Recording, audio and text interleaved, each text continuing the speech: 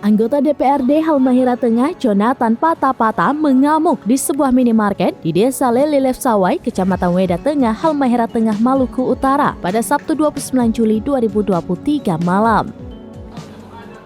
Saat mengamuk, Jonathan Patapata melempar sekop ke kaca depan minimarket berjaringan nasional itu. Peristiwa ini sebenarnya dipicu masalah drainase di depan Indomaret. Politikus PDI Perjuangan itu naik pitam saat masih mendapati drainase depan Indomaret belum dibangun, padahal dia sudah mengingatkan sebelumnya. Dia mengungkapkan sudah beberapa kali hendak bertemu dengan pihak manajemen Indomaret, namun keinginannya terkait pembangunan drainase tak kunjung diselesaikan. Jonathan Patapata merupakan wakil rakyat dari daerah pemilihan atau Dapil 1 meliputi Weda Selatan, Weda, Weda Tengah, Weda Utara, Weda Timur.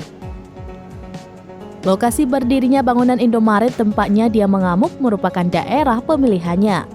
Pada pemilu 2019, Jonathan Patapata berhasil memperoleh suara sebanyak 489 orang dan berhak menjadi anggota DPRD periode 2019-2023. Jonathan Patapata mempunyai harta kekayaan 1,2 miliar rupiah berdasarkan LHKPN 31 Desember 2022.